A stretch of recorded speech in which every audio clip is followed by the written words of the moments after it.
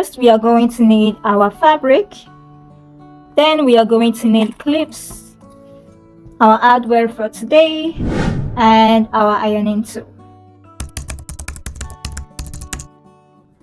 For our hardware today, we only need 2 swivel hooks and 1 slider.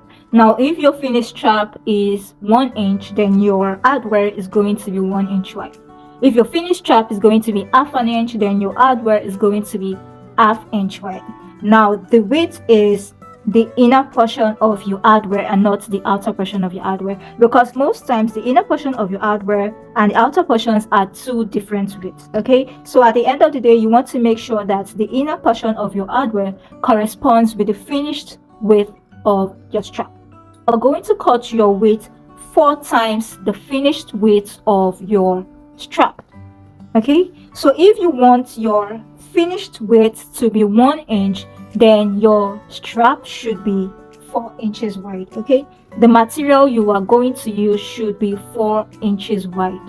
If you want your finished strap to be half inch, then the material you are going to cut should be 2 inches wide. Okay, so whatever you want your finished strap to be, multiply it by 4 and use that to cut the width of your fabric or your material. Now this applies in situations where you are using denim, like in my case, fabric or waterproof canvas or any other material that you know you won't have the rough edges showing. Okay, but in cases where you are using leather or vinyl, then the width of your strap should be 2 inches of the width of your hardware. Okay, so in this situation, if you're using vinyl or leather, if you want your finished strap to be 1 inch wide, then you should cut out a 2 inch wide piece of leather or vinyl. I hope you understand. So in that situation, what you do is you fold your leather or vinyl in half, you sew all around, then you finish the rough edges however way that you choose to finish the rough edges. But in this situation, we do not need our rough edges exposed, so we are going to cut our strap 4 inches wider than the finished width. Okay, now for the length, for most crossbody straps, 50 to 60 inches is perfect. It is okay. So it solely depends on you. It depends on you and it depends on your height, what strap or what length you are going for, but most times 50 inches to 60 inches is the ideal length. Okay, so 40 inches in my opinion is way too small. 45 inches fine if you're a short person, then 45 inches fine. But if you're taller or you like a long strap, I personally like a long strap, then 50 inches, the least I do go for is 50 inches length. Okay, now this is the wrong side of my fabric. Notice that I have a line going down the center of my fabric. Now if you're using cotton or a fabric where you need to add interfacing, then you don't need this line. Okay, for cotton, the width of your interfacing should be the width of your strap, then it should be 1 inch shorter than the length of the fabric. Okay, so if you have a length of 50 inches, then you want to make your interfacing 49 inches rather. Okay, for waterproof canvas, we do not want the edges exposed, so when you fold like so, you use your clips to hold them in place. Use your clips to hold them in place. Then we are going to fold the shorter edges. So this part right here, in situations where you're using waterproof canvas, you are going to fold the shorter edges about half an inch inwards, just so that the shorter edges are not exposed. You are going to clip all around, fold again, then you are going to take it to your sewing machine and sew. Now for my situation, I am using denim, so if this permits me, I am going to iron. If you're using cotton, there is no need for you to have the lines in the middle.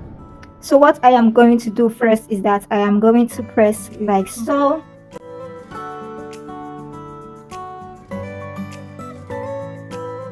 guys, notice that I am not using an interfacing or any stabilizer because this is denim. It is good enough as it is. Now another thing I want to note out, or I want to point out, which I feel like would work well, is you could cut decoville lights. If your finished strap is going to be about 1 inch, then you should have a decoville light of, let's say, 1 inch, or a tiny bit smaller than 1 inch. You leave it out of the shorter ends. You could cut it 2 inches shorter than your main fabric. Then after putting your interfacing, now I'm talking about cotton if you are using cotton. After placing your interfacing, then you should place your denim on the middle section on one side. Okay, so you don't want to have denim on both sides because you don't want to fold your denim and sew through 2 layers of denim. I have been saying denim, guys. I mean decoville light, sorry. So you want your decoville lights to be on one side, so when you fold and you sew, you are sewing through one piece of decoville lights. Let us continue, guys. So now I am going to fold my short ends like so.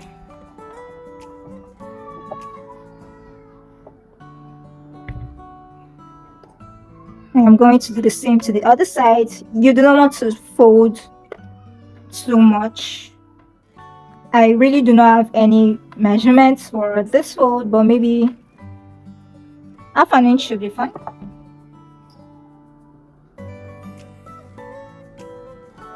Half an inch should be fine. So after that is done, I am going to bring the 2 raw edges of my denim, my fabric, and I am going to fold to the middle. Now guys, you do not want to fold all the way to the middle because you are going to have too much bulk at this part. So you want to fold slightly away from the middle. You just want to do that away from the middle a little bit, not all the way to the middle, and I am going to do that all the way to the end. So now that I am done with that all the way to the end, what I am going to do is that I am going to take these 2 folded edges and I am going to place them so that they are touching like so. I am going to take my clips and hold them in place.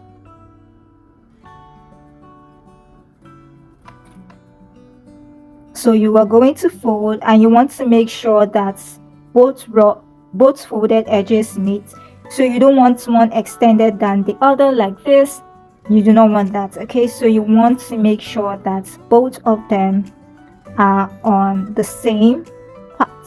Now that this is folded and ready to go, what we are going to do is that we are going to top stitch from one end all the way to the other on all 4 sides with an 1/8 of an inch seam allowance. Okay, so this right here is done and prepared. So this is done and ready to go. So what we are going to do now is that we are going to bring our hardware and we are going to start working with them.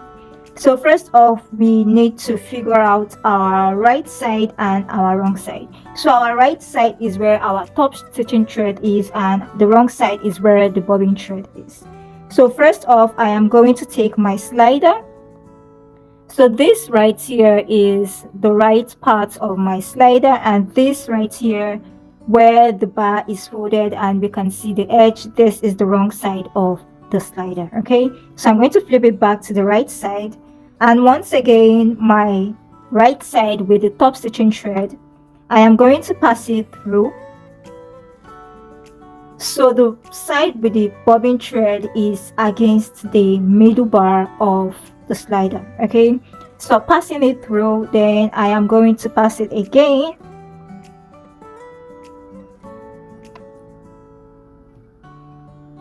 So this right here, we want to pass it so that we have about 1 inch or more extension. Depends on you, on what you are comfortable with when you get to the sewing machine. Okay, So at this point, you can decide to use your rivets.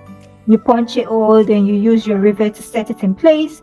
And you can also decide to sew. The way I do it, I like to take it to my sewing machine. I am going to use a presser foot, a zipper presser foot, and I am going to sew 2 rows of stitching. Okay, so the reason why I'm using a zipper presser foot is so that I can get as close to the middle bar as possible. Okay, so now when you get to the sewing machine, you do not want to flip it this way. So you don't want to flip your slider this way, because your needle may land on top of the slider and you can cause damage to your sewing machine. So what you want to do is place it this way, pull your slider and get your zipper foot as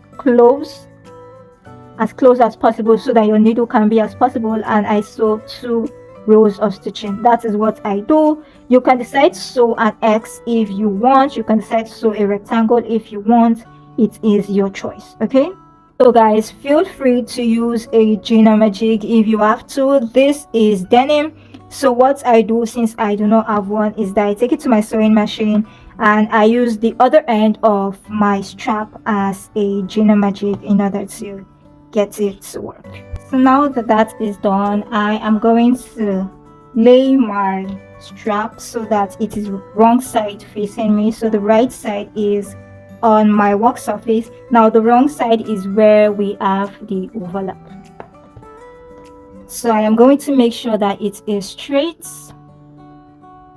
and I am going to place one of my swivel hooks. Now I am placing it upside down, so I am just going to pass in like so.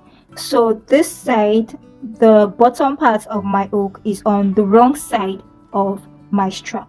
So I'm going to pass it in like so. Once I am satisfied, I am going to bring back my strap. So you can see that the right side of my swivel hook is on the right side of my strap. So I am going to pass my strap again. So the wrong side, I am passing it through my slider.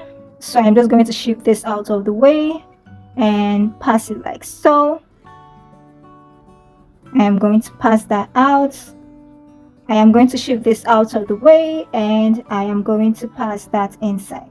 So because I'm using denim, it is starting to get real bulky, but I am going to try my best to fix it in.